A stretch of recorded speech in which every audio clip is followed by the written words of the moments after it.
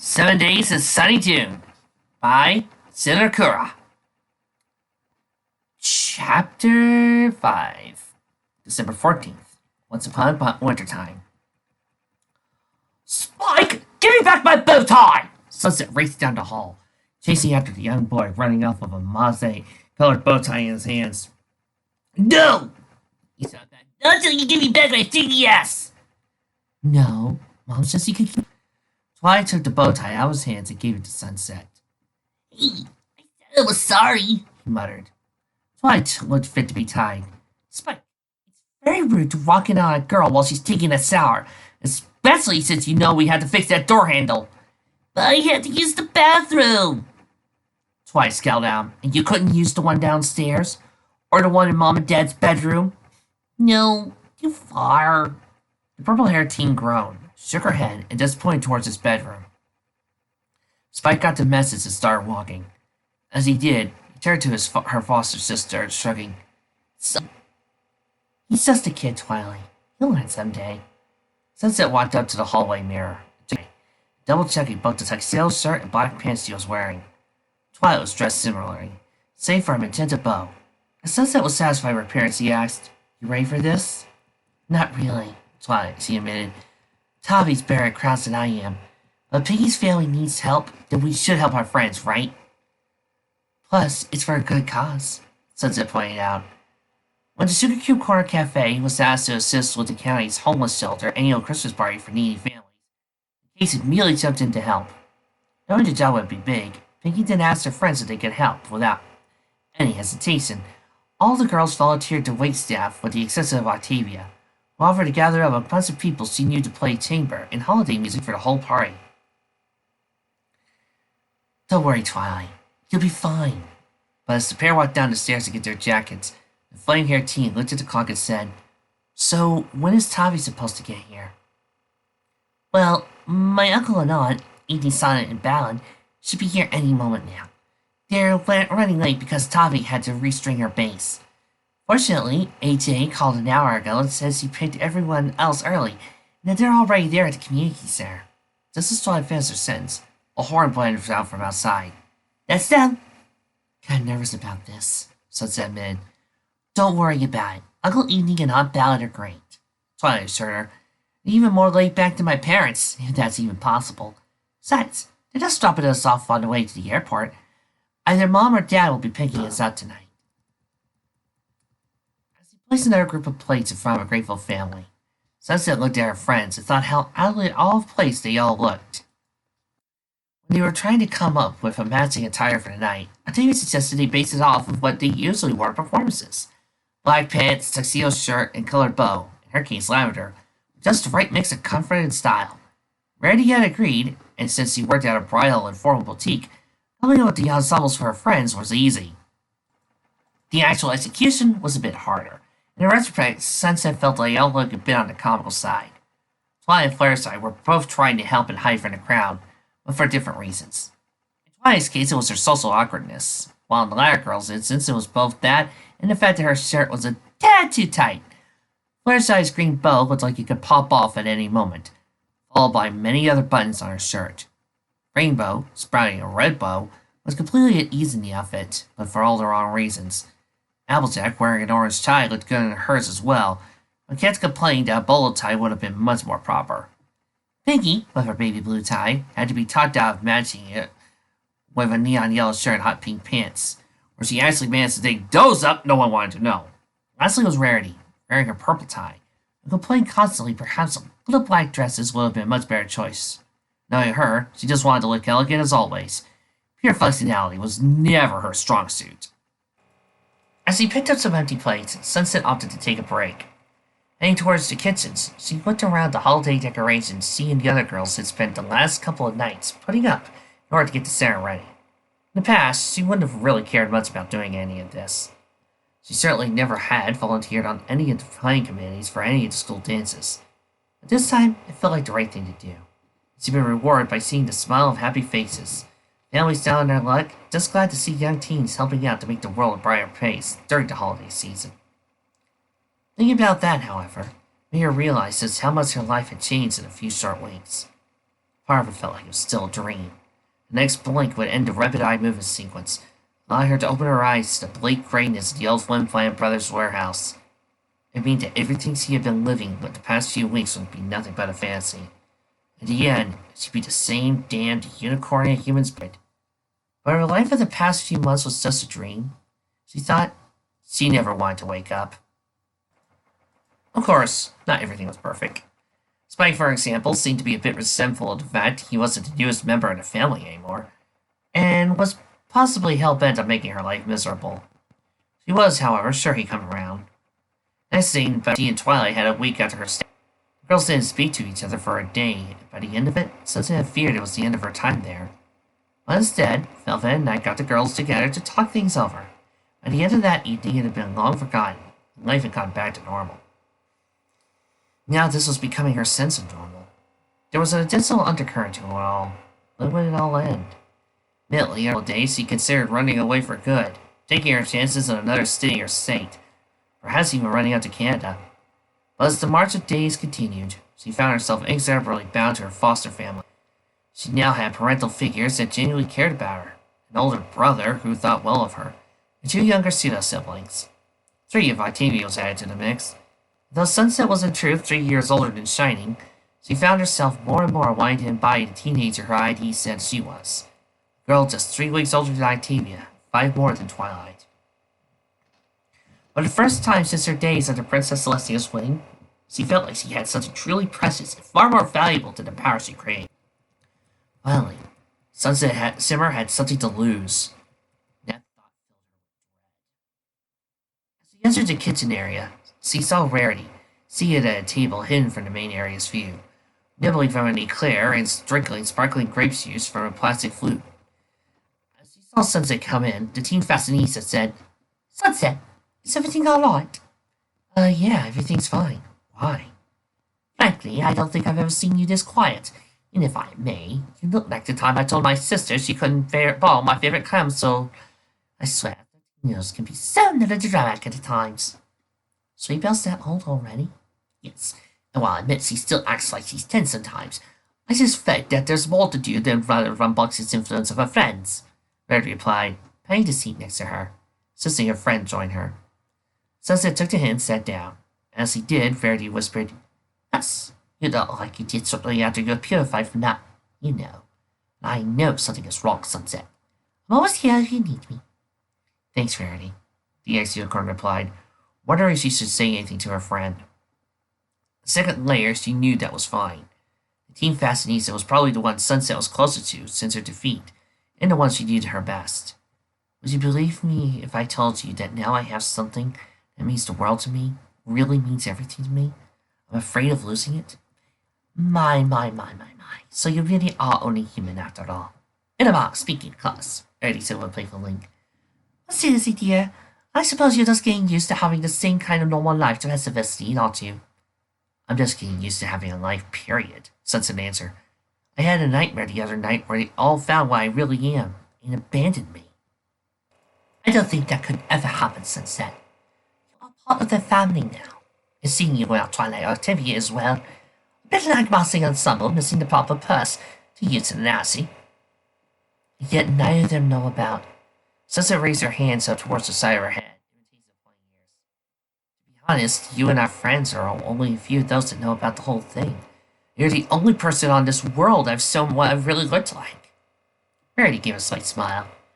"I'm touched that you have such confidence in me, Sunset. I really am. It sounds as though you need to get this off your chest. If I may, I suggest telling our friends, if only so that we can continue to help you." "Maybe you're right. Can you get the girls together on Monday and we can talk about it at lunch?"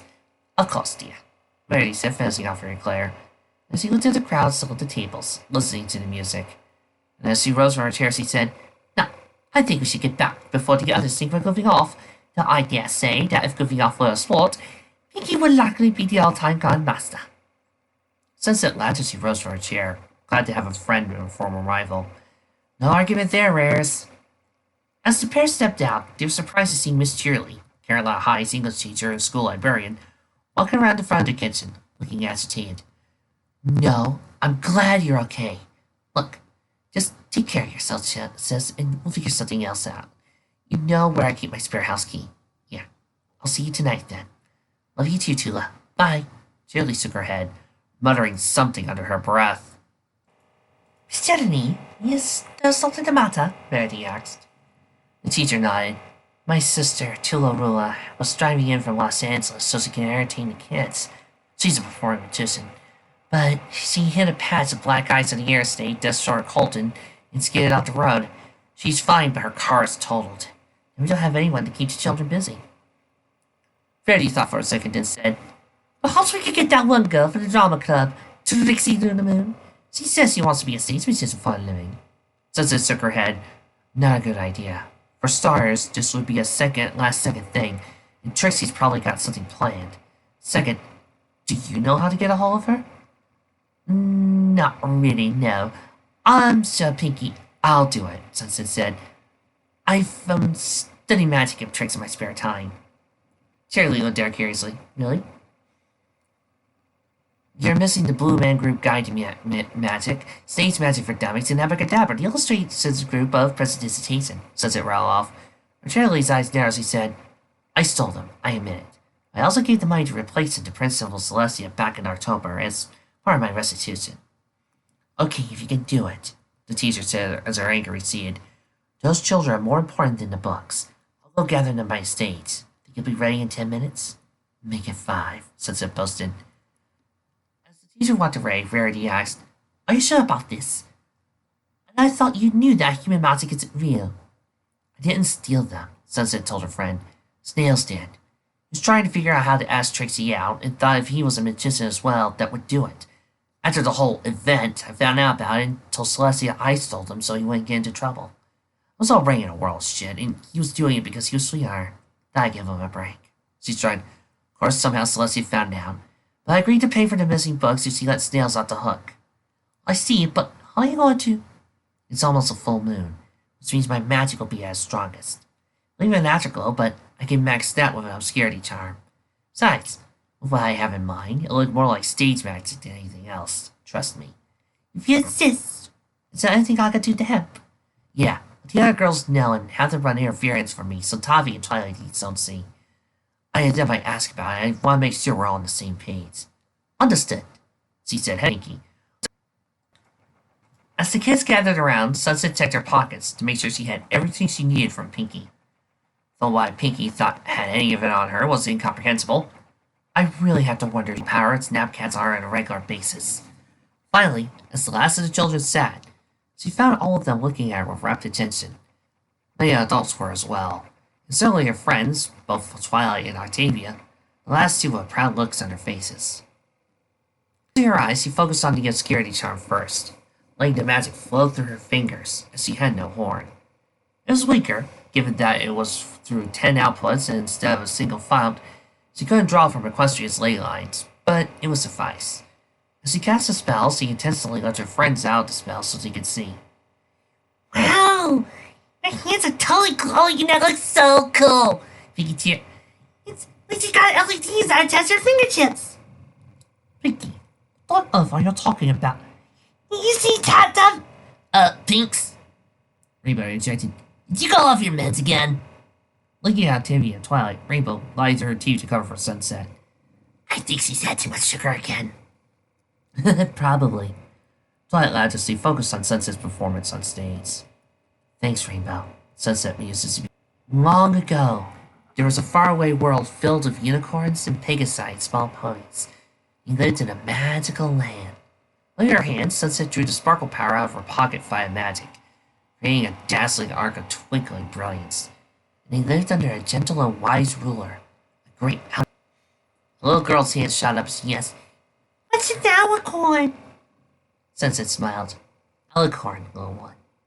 They're like winged unicorns, but much more beautiful, graceful in power. At some point in fear when you've hurt the one who loved you the most. The Alicorn Princess was so special.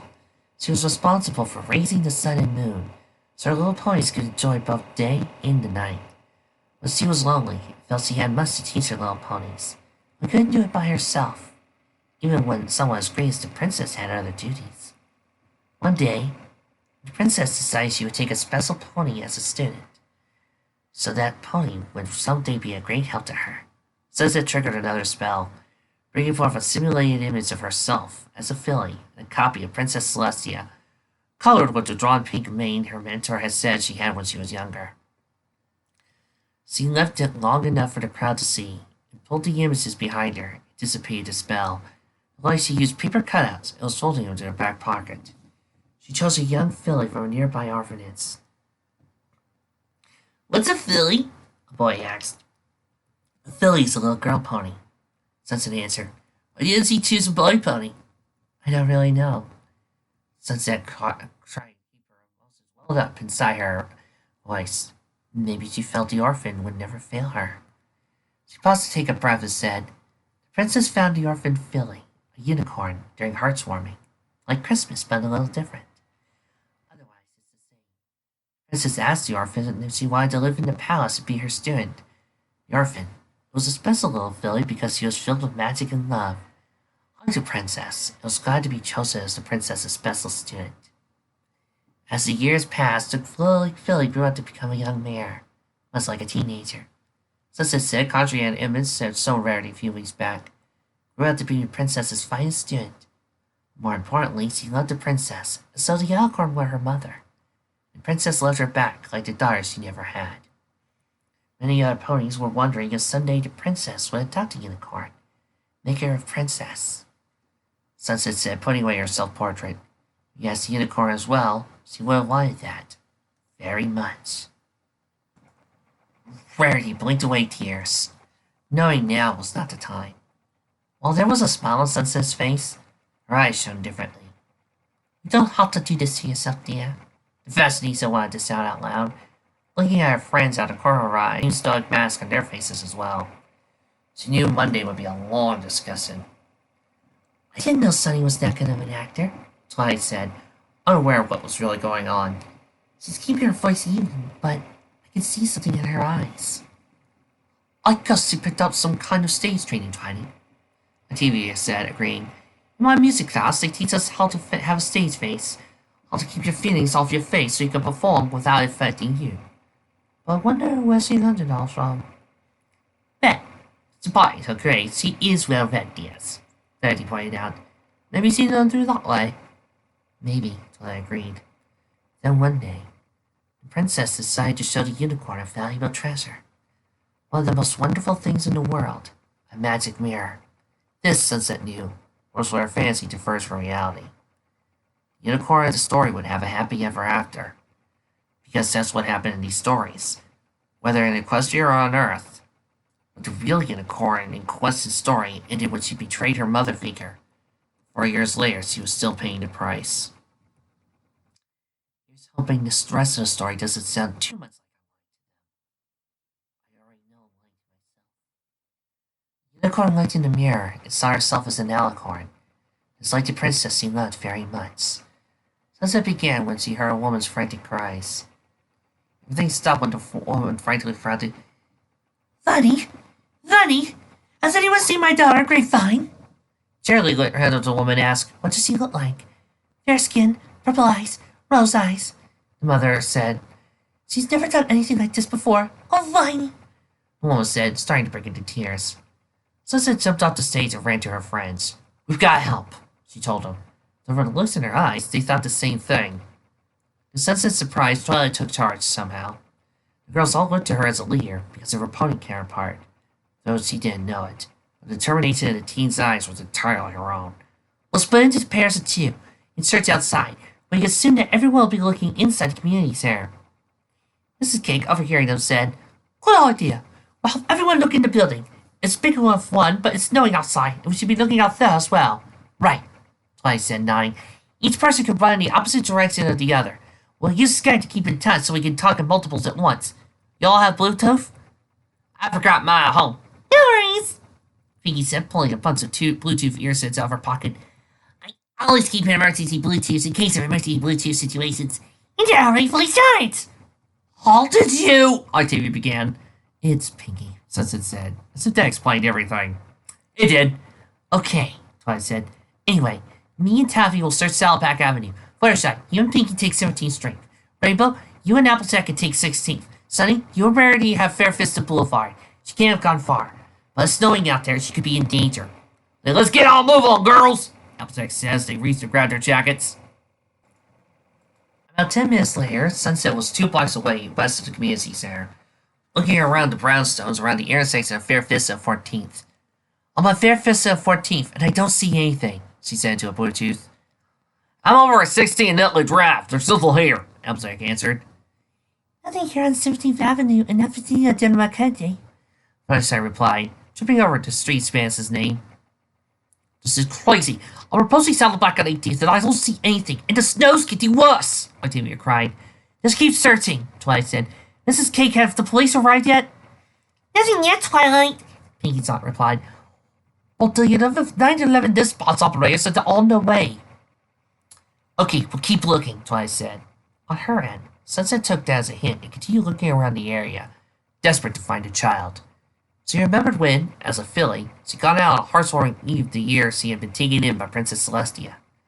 Escorted by one of the maids and given some money so she could buy a heartwarming present for the princess, she'd been separated from the escort and wandered the streets alone for who knows how long snow. So much so she caught pneumonia. She later found out, years later, that the maid had been paid by a noble pony to intentionally lose her in the hopes she would never be seen again, and that Celestia had dealt with the issue. But at the time, she heard it was all right, and she was already in her decline. But now, looking for a little girl, she suddenly reminded of her own situation back then, and how lonely and cold she and afraid of, as if she had been abandoned. That's not going to happen to any pony else if I can help it, she thought, subconsciously using her native pronoun. We have to find that little girl, and fast! On the other side of Fair-Fisted and 14th, she saw the half-covered footsteps. Following them, she traced the tracks into a park, only to find a little girl, sitting under the relative protection of a plastic playground structure. Grapevine? Sunset called out. I don't want to go back, The little girl called out. Don't make me go back. Instead of telling the kitty otherwise, Sunset asked, What's wrong? Grapevine looked forlorn. Daddy hits Mommy all the time because he says he didn't want me, She said, rubbing her eyes. Of course she'd be crying.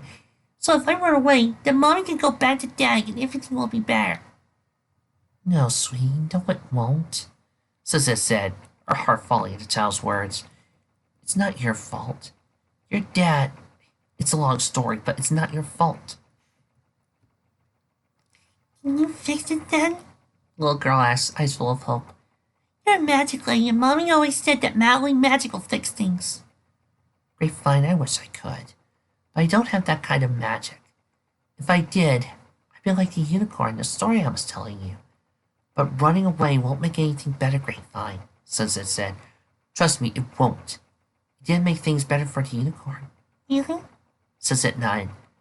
I didn't get to finish my story. After seeing the mirror, the unicorn became bad. She misbehaved and made the princess I love her very much sad. Then one day she ran away, never to return. It wasn't fair what the unicorn did to the princess, because the unicorn loved the unicorn as if she were a daughter. But by the time the unicorn realized what she'd done, it was too late. She was far away, unable to say how sorry she was, how much she loved the princess for raising her. By this point, Sunset's voice had become a soft whisper. Her eyes became filled with tears. Grapevine, not noticing, asked, Did the unicorn ever go back to her mommy? When Sunset looked, little girl, you said, the princess was the unicorn's Mommy, right? So right away is bad. Did the unicorn realize to go back to her mommy? I don't know, Sunset lied. I never heard the end of that story. But I do know that you running away from your mom will only make her sad. The teen said, embracing the little girl. Your mom needs you more than ever, Grapevine. She's probably going through a hard time right now, but she's doing it for you. And just running never makes things better in the end.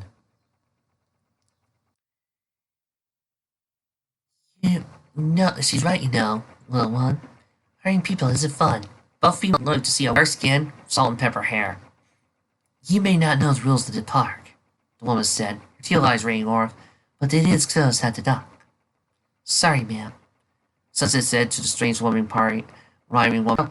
I overheard part of your words. Your reasoning is quite absurd. The woman reached into their pocket and held up a cell phone. "I've taken the time to go for a hand. But you've done a great deed, and an accident is quite grand." At that point, sirens rang in the distance. The seconds, a cop pulled up, and Grapevine's mother raced out. Mom! The child shouted as he ran to her mother's arms. I'm sorry, Mommy. I was just trying to. "It's okay," the mother said, holding her child, crying tears of joy. "It's okay." Looking up at sunset, associated with her an angel, she said, "Thank you, miss. I can't say enough." "I'm just glad to help," Sunset said, feeling both relieved and troubled at once. Relief, she'd done a good deed, but anguish relieved her horrific treatment of Princess Celestia once again.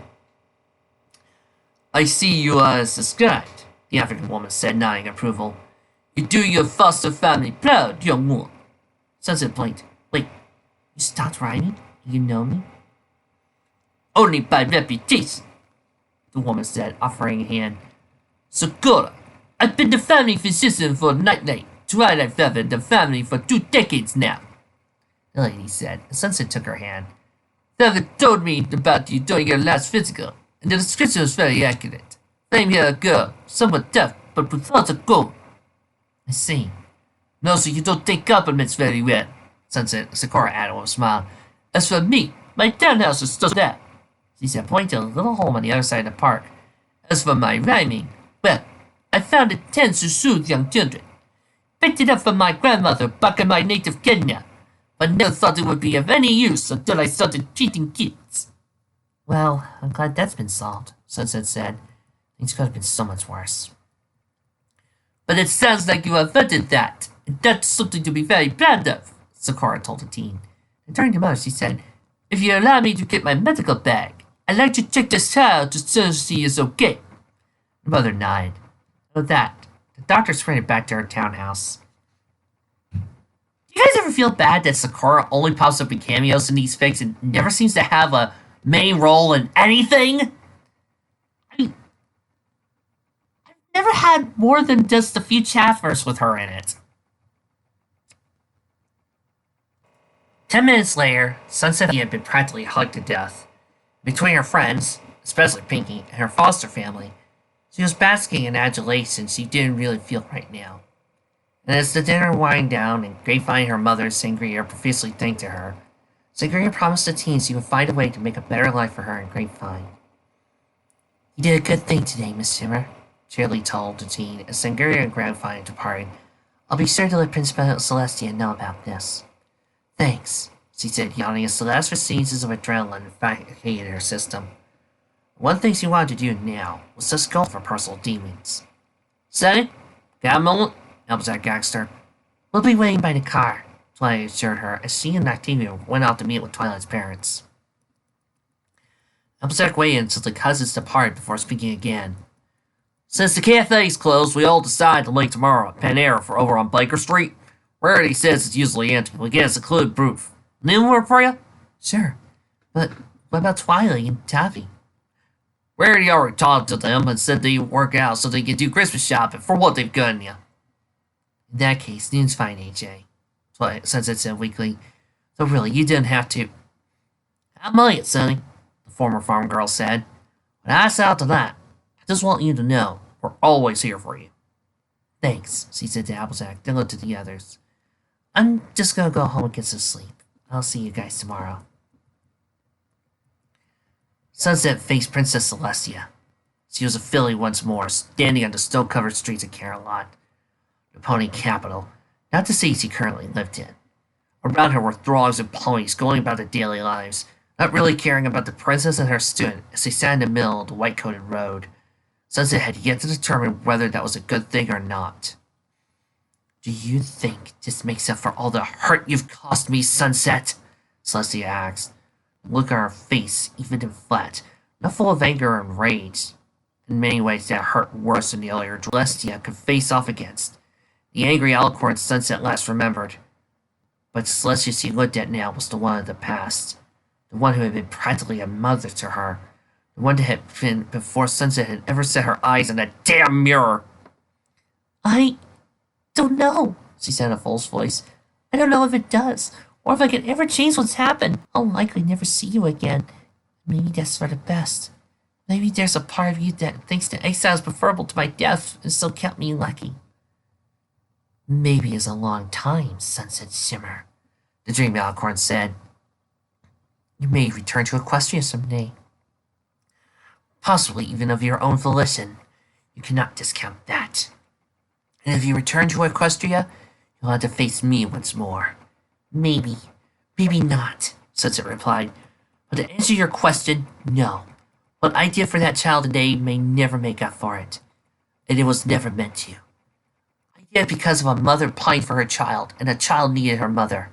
Nothing more, nothing less. Alicorn arched a delicate eyebrow. You mean to tell that none of it was influenced and laced by your past? As if none of it matters and you think you could start with a blank slate? Sunset had no reason for that. Anything he said would probably make her a liar one way or another. So instead, after a couple of uncomfortable minutes, he replied, Probably not. Of course not, Celestia replied angrily. You are damned. Damned yourself. And you know that the only reason you still live is because it's not worth my time to head there. I sent Twilight merely to reclaim her crown, nothing more than that. Speaking from the point of view of a ruler, you have solved the issue of punishment for me, and that's all that needs to be done. He leaned closer to Sunset and whispered in a quiet yet dangerous tone. You knew how much I loved you. You took that love and spurned it for power, belittling a princess, a goddess. There's a price to pay for that. You know no matter where you run to or how far you run, it will never protect you. Someday I will find you, Sunset Shimmer. You will face your punishment then. Celestia's eyes became a solar furnaces of anger and animosity, and as Sunset could feel the blistering heat radiate from them, there was nowhere she could run, not while as a mare. And you call yourself just and wise. A voice said venomously, felt gentle fingers scoop her up. She looked to see the face of Octavia looking at the alicorn with eyes of anger. She never needed to worry about redemption. Her friends have helped her with that. She need only worry about her family now, knowing she's loved. Octavia did face to Philly, eyes much warmer now. You'll always be safe, Sunset. You're a family, and we'll go to hell and back for you, so we know you do the same for us. But you should always remember that, Octavia said, placing a gentle kiss on Philly's forehead. Whether you're awake or not. Feeling eminently safe, Sunset snuggled into Octavia's arms. Opening her eyes, she was somewhat surprised to find she was alone in her bed. Maybe I've gotten a little too used to having Tavi and Twilight here, she thought, chuckling nervously. Well, it was completely innocent. The last thing she needed was for anyone to suggest otherwise. A quick shower and change of clothes later, she was downstairs, knowing that everyone else in the house had gone to the party to go shopping. There was also a quick note from Velvet and Knight, indicating the doctor had called them earlier in the morning to explain everything that had occurred, and alongside a quick explanation for Twilight and Octavia as to what had transpired. Both adults now had the full story of where the experience seemed proud of what she had done. Sunset blushed at that. Maybe Sakura was right in that she didn't take compliments well or often. Grabbing her jacket and scarf, she headed out the door for the 6-block walk to the subway. You look fried, Sugar Cube, Applejack said to Sunset the moment she sat down with her hot apple cider. Sure enough, the restaurant was empty, likely because it was in the middle of the town's financial district, to almost which no one ever came during the weekend, save for foreign traders and the hard-charging, round-the-clock business people. As such, the Panera on the corner of Baker Street and Longtail Road was open, though rarely patronized, thus perfect for a quiet conversation. The events of last night really took a lot out of me, she admitted. The bar about you telling everybody about your past, or chasing after that kid? Applejack asked. That obvious? Only to us, Sunset, Fluttershy said, giving her friend a warm smile. But I think everyone else thought it was a wonderful story. Yeah, well, I had another nightmare last night. Really, really fun, and I'll your Tavi didn't put her heads to hear me talk about being a little Philly or stuff like that. My life is awkward as it is, groaned. Well, couldn't you say that it was a weird dream or something? Rainbow asked. Like, the month before we all became friends again, I had this weird dream where I was the lead singer of a Canadian pop band. Fuck, I don't even like pop music. No, I just noticed something. First, I said she drank a private smoothie. Ever since you began living with your current living arrangements, You'll refer to the Princess Renu as Princess Twilight, or Princess rather than her name. You've always called your foster sister Twilight. Yeah, I guess it keeps them apart in my head. Why? She shook her head, pursing her lips. Oh, no real reason. I just thought it was cute, is all. Well, I think it's supercalifragilisticexpialidocious, Pinky chirped, carrying a quintet of trays from the pickup counter, each holding a steaming flour-bowl bowl of soup.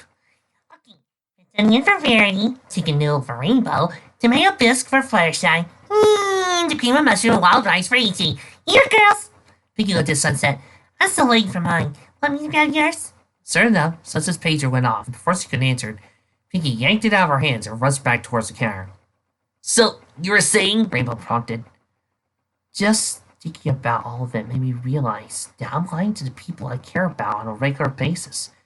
I mean, they opened their house and lives to me, taking me in with open arms, yet I'm withholding something from them. So that makes me really feel like I don't belong. Rainbow nodded. Yeah, my sister had the same issues when she found out she was dead. How did I know Scoots was adopted? Upsack said. Well, you know, my parents are talking about having another kid, but in their kids, the case they meant biological. Skidoo came into our lives in a somewhat special manner. She took a drink of her Mountain Dew, then continued. I was about 8. It was the year I went to summer camp and met Fluttershy. Get me on fire. Woohoo! Fluttershy said, waving her hands like a butterfly in an attempt to be comical. Everyone chuckled at that. Anyway, while I was at camp that summer, Mom and Dad were having issues with the next door neighbor. I guess she was mentally imbalanced or something. I don't know what the deal was, but I guess the whole thing with Gilda and her dad a couple years before was more than enough for my parents, so they tried to stay clear. Anyway, she told me one day she was heading to the car one moment when she heard crying in the woman's apartment, and the door was wide open.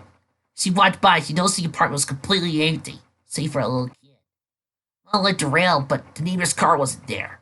The apartment was already a crap hole. In the middle of it was an abandoned girl. Oh my. School was abandoned? Rarity asked, floored. Look on Rainbow's face was one of disgust. Cops later arrested Scoot's birth mom that night for child abandonment. The bitch says he was glad she left her behind, because otherwise she would have just dumped her off the freeway somewhere. Timo was silent for a few, and Rainbow added, Scoot was too young to really remember anything anyway. County services let us take her in as a foster kid. She lived with us until the court stripped the mother of parental rights. After that, Mom and Dad petitioned to adopt Scoots, and we got the go-ahead a year later. Shortly after that, Dad got the job at Carolot, and we moved. Scoots always wondered why she had much lighter skin than we did, and we told her she took out her mom's side. Which I guess is sort of true, since most people on that side of the family have lighter skin and darker hair tones. But finally, when Scoots turned 13 this year, Mom and Dad decided to tell her everything.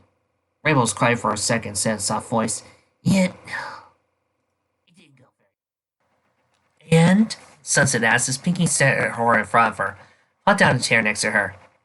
Like I say, she was totally devastated. She thought it meant that she really wasn't one of us, that we weren't her family. But Mom, being the totally cool mother she is, took Scoots in her arms and said we had her in our lives, not because she was an obligation or any of that bullshit, but because we wanted her there. And honestly, I can seriously say that having my little sister in my life makes things at least 20% cooler. Rainbow tried to hide dabbing a tear from her eye, but couldn't quite pull it off. Only 20%, Rarity teased. Well, Scoots will never be as cool as yours, truly. The rainbow-haired athlete boasted. But somebody's gotta show her the ropes on being completely awesome! I'm humble, too, Applejack jibed. To which Rainbow responded by sticking her tongue at her. But what I feel like Miss Mousy over here is trying to say, your family will love you no matter what. We know you'll love them, too. Sunset gave her friend a little look. You think so? Pinky rolled her eyes. Oh, please. You can't pull that tough girl thing anymore, Sonny. It's just not you. Besides, seeing your smile looks way better. Be the frowns and the me's and the baddies. You got better things to do in your life. Like what, Sunset? Like what, Pinky? Sunset seethed. Like lying to my family that's taking me in? Or confessing them on something I'm not? Or are you going to tell the people I've grown to care about lie of bullshit when there are others who know the truth? Every time I feel like I'm finally where I belong, I keep seeing Celestia's eyes on me. That's practically telling me what a fuck-up I am. I'm curious though. What does our principal have to do with your issue? Rarity asked. Not Principal Celestia, Rarity. Princess Celestia, Rarity said, getting up from the table before she flipped it.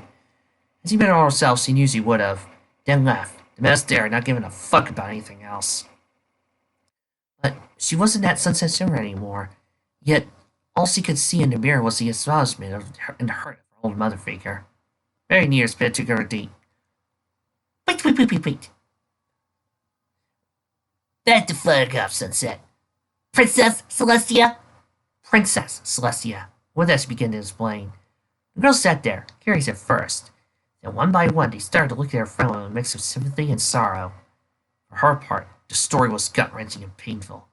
But Sunset needed to get this off her chest.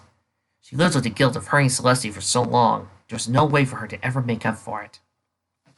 Even telling her human counterpart would raise more questions than answering them.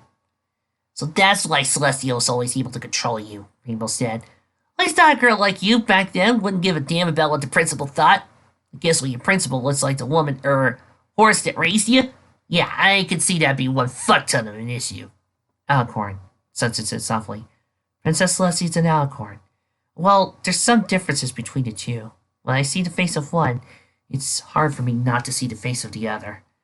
Maybe it's just ingrained in me, or maybe it's just a need within me to see the princess and apologize for the mare I was. But I do know if all I'm going to do is just end up in a dungeon, or exile, or in a dungeon in a place I was exiled to. But does she know? Principal Celestia, I mean. Fireside asked. No. And how am I supposed to tell her? Oh, say, Principal, have I told you that you look like the goddess Empress of all Ponytum who nearly adopted me and I pissed it all away because I went on a power trip? So yeah, the only reason I listened to you is because you look like the horse with wings and a horn who's going to be my mom. Yeah, that's gonna go over real well, Fluttershy. The look on Pinky's face was thoughtful. Then she suddenly blurted, Well, if Principal Celestia's got a version over there, does that mean there are others? Could there be other versions of us? Pinky dear, I don't see that happening, as you're one of a kind. She's with a smile, Rarity then whimsically added, Besides, I'm sure the multiverse isn't ready for multiple Pinkies. Who knows what would happen then? Well, you want my advice. I think you should be honest with them, Rainbow said. It really hurts Scoots, and I hate to see anyone I know go through that kind of crap again. AJ shook her head. Normally, I'd say honesty is the best policy, Sunset, but I'm not sure this is the best time. Don't be wrong. I'm not saying you should go and lie to them. I just think you need a better way to explain all this. Because this is weird.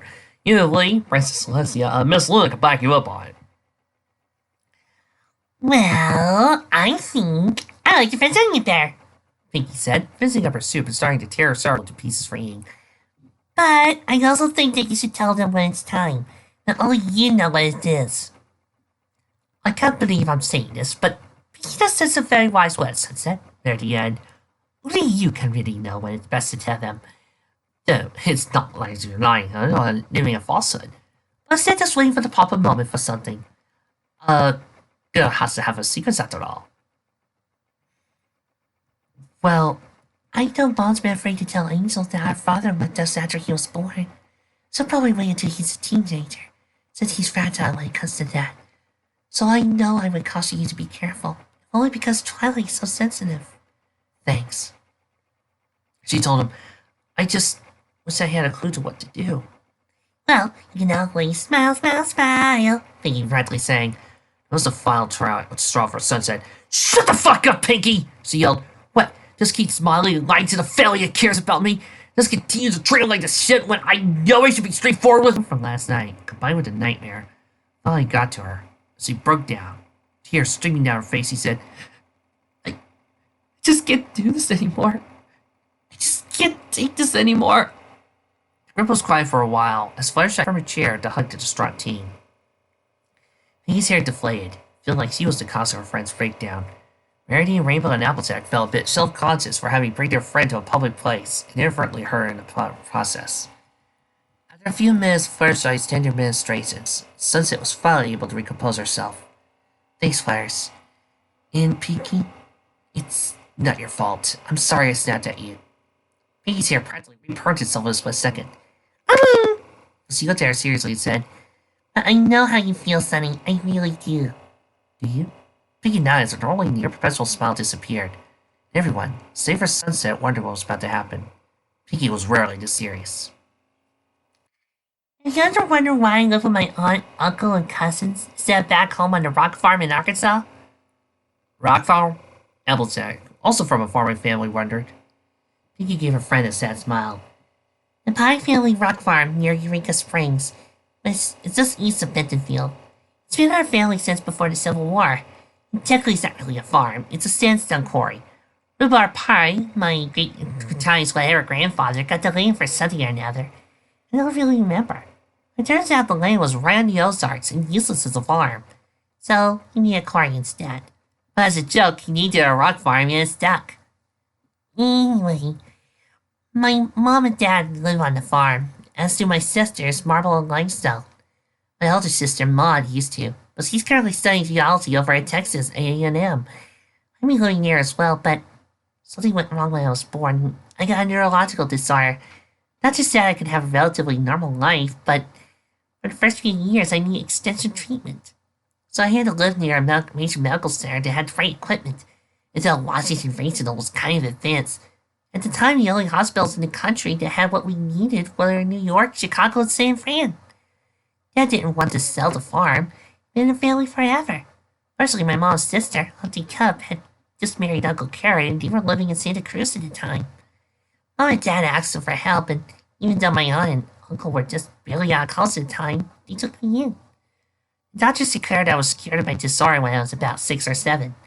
By that time, I lived for so long with my aunt and uncle that Mom and Dad just thought best I kept living with them. And when I was about 9, Uncle Carrot inherited his own land and money and he moved. See what did Sunset?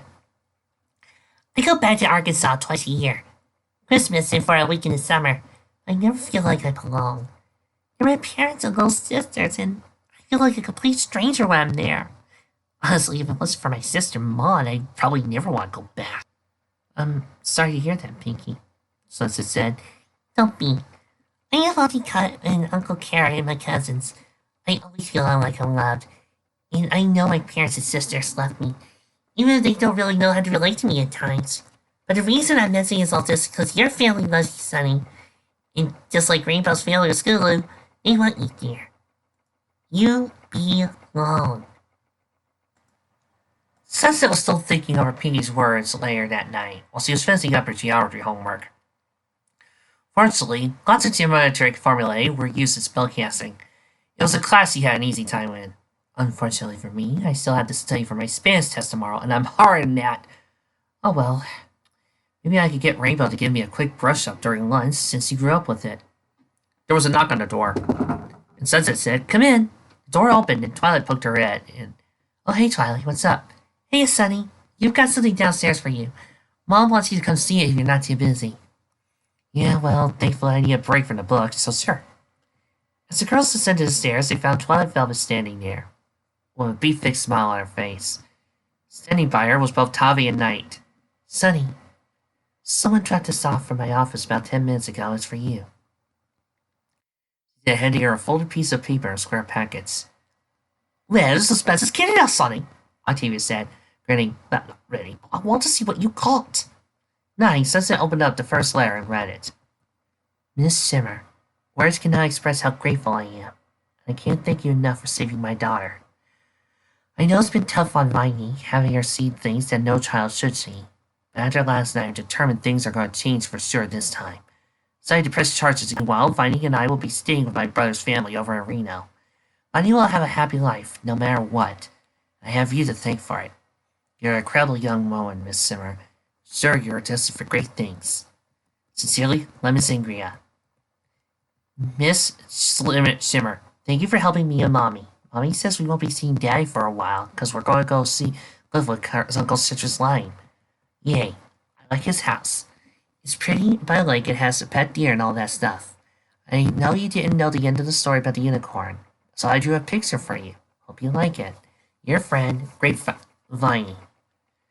Setting the letter down, Sunset opened the packets to reveal a simple picture frame. It would cost more than $1 over a deep discount store. That wasn't the point. It was the picture in the frame, on school construction paper, was drawn as sloppily kids could do. While the pictures were more stick figures than anything else, it was clearly meant to be of a alicorn princess, unicorn from the story, with a pink heart over them both. At the bottom, over some lines that looked like grass, were scrawled words, Mommy and Daughter. That's sweet, Says this in appreciation. Need help hanging your room, Sonny? The ex-unicorn said nothing, still looking at the image that was supposed to be an Intraz version of her, with an equally Roman and cleft version of Princess Celestia. Yeah, that'd be nice. She finally voiced, in what she hoped was the best fake tone. It was as though she didn't appreciate the sentiment from Viney or her mother, to the contrary. So said there are no happy endings to this fairy tale. She thought to herself. She carried the picture back upstairs to her room, while Knight went to get the toolbox. You know what? There are just some days I really love this story.